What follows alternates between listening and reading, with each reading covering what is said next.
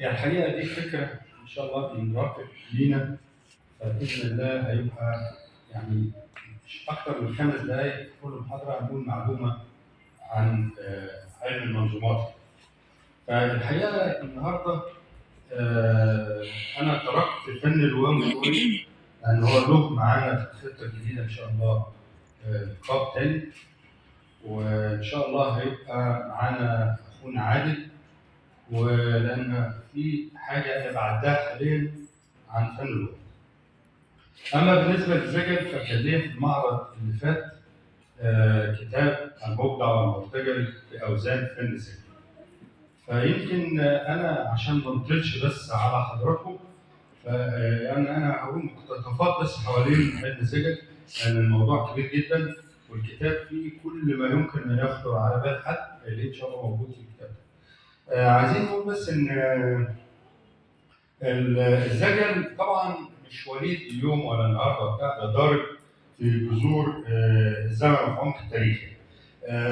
الزجل من الاوزان اللي بتخص العامه. يعني ايه الاوزان اللي بتخص العامه؟ الحاجات اللي هي بتنظم دون اللغه العربيه، من غير اللغه العربيه، اللغه الدارجه.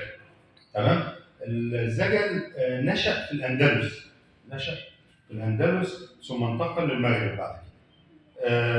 سماه الاندلسيون، سموه الشعر العام بتاعهم سموه زجل. يبقى الاندلسيون هم ايه؟ اطلقوا على شعرهم العامي الزجل. طبعا شاع في القرن 12 ميلادي. شاع الزجل في القرن 12 ميلادي على يد ابن قزمان.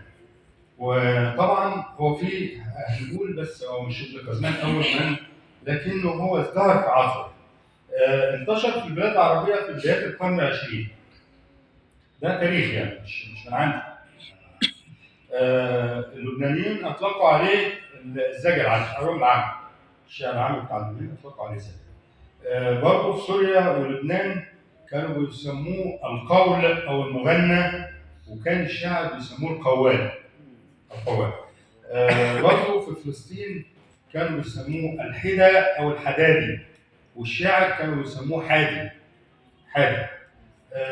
نأتي بعد كده لتعريف الزجل من حيث اللغة. يعني الصوت.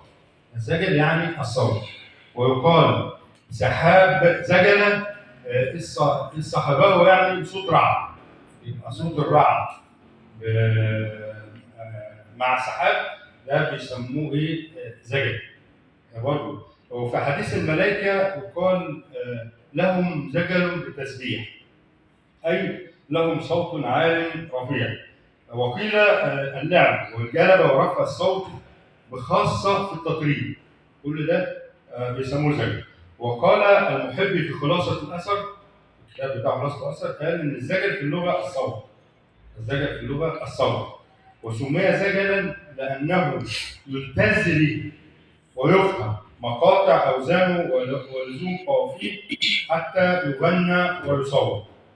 واصطلاحا ذكر صفي الدين الحلي في الكتاب بتاعه العاطل الحالي، اوجد فيه تعليل بين الاستعمال اللغوي والاستعمال الاصطلاحي.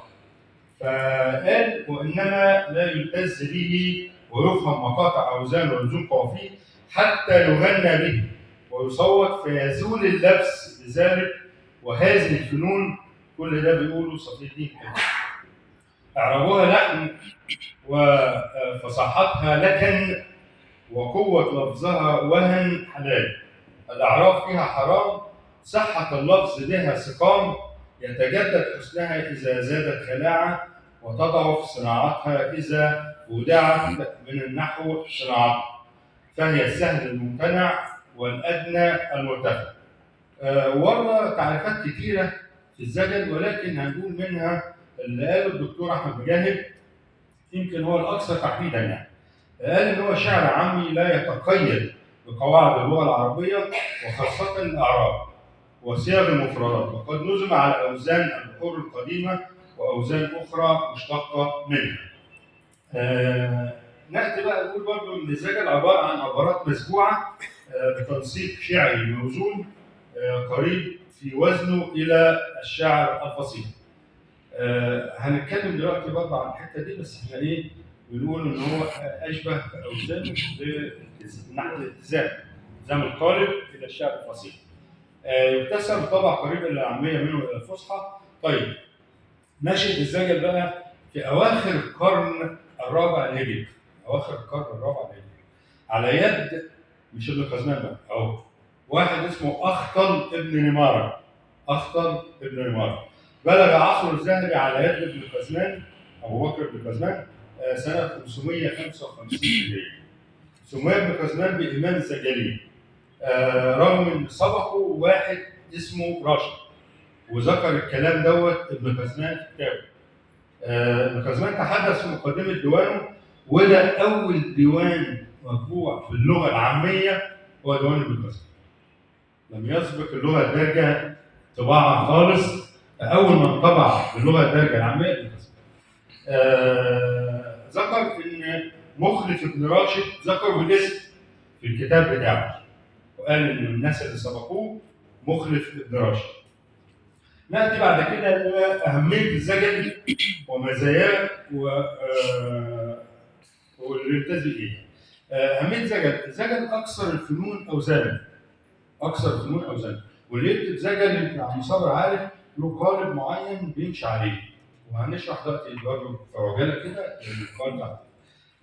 يبقى اكثر الفنون اوزانا، ارجح الفنون ميزانا، ارفع الفنون رتبه. ليه؟ لان هو له من نظام معين ما بيمنعش عنه. اشرف الفنون نسب، لانه بيعتبر من اوائل اللغه الدارجه مع الموشحات. بعد كده اوزان متجدده، قوافي متعدده. طيب مزايا الزجل ايه بقى؟ قال الدكتور صفاء خلوصي في كتابه علم القافيه، قال انه يمتاز مميزاته يصلح للغناء، الزجل يصلح للغناء بعيد عن الاعراض، يغلب عليه التسكين، ينظم على بحور معروفه وبحور غير معروفه يقصد المهمله. يتكون من 4 شطرات يشيع الجناس في الثلاثه الاولانيين، والشطر الرابع بيخلف القافيه بتاعته. ينظم بشكل اقفال لا يزيد القفل عن بيتين، يكون للصدر روي وللعجز روي. الصدر ايه يا اخوانا؟ اللي هو الشطر الاولاني، من البيت ده اسمه الصدر، والعجز اللي هو الشطر الثاني من البيت اسمه العجز. يبقى الشطرين الاولانيين بينظموا بروي معين، والشطرين الثانيين بينظموا بروي معين. طب ناتي على القالب الزجلي. قالب الزجل شكله ايه؟ طبعا حصل تجديدات فيه واتقال فيه ياما وبيرم وغيره وبتاع ابدعوا في قوالب الزجل، ولكن الزجل بيتكون من حاجه اسمها المطلع، وحاجه اسمها الدور، وحاجه اسمها قفل القفل، وحاجه اسمها الخرجه. طب ايه المطلع وايه الدور وايه القفل وايه الخرجه؟ طب المطلع ده غالبا بيبقى بيتين بوزن معين، زي ما قلنا الصدر بتاعهم الشطرين الاولانيين بقافيه والشطرين الثانيين بقافيه، ده اسمه المطلع في الزجل، يبقى بيتين. ناخد بالنا مطلع بيتين ده اول الزجل.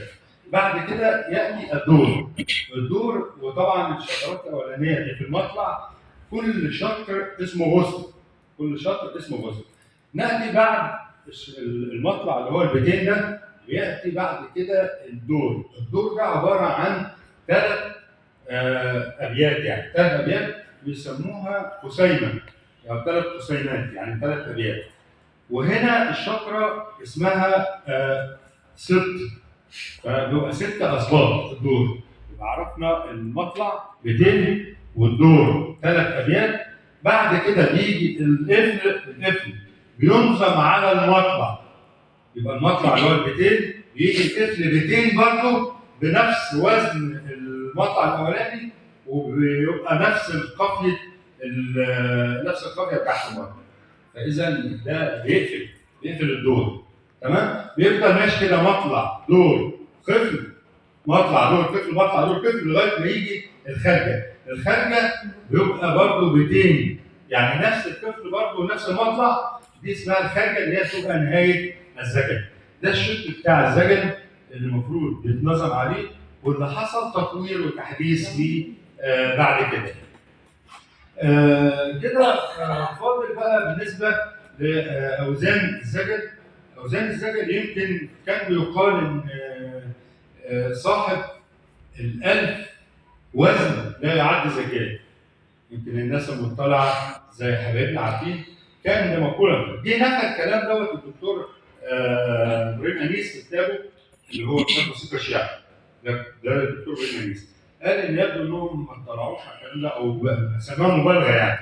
وانا حقيقه رجعت الكلام دوت ولقيت كلام الدكتور ابراهيم انيس صح وايدته في هذا الكلام. ليه؟ لان انا جبت الاسجال اللي على البحور. يمكن في الكتاب المبدع المنتجد في اوزان فن زجل جبت اوزان على الرمل، بس مش متسع طبعا دلوقتي عشان نتكلم في الكلام دوت.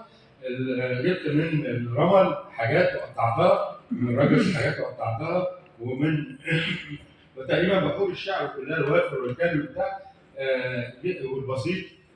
كل دوت في كتاب المبدع المنتجد في اوزان فن الزجل.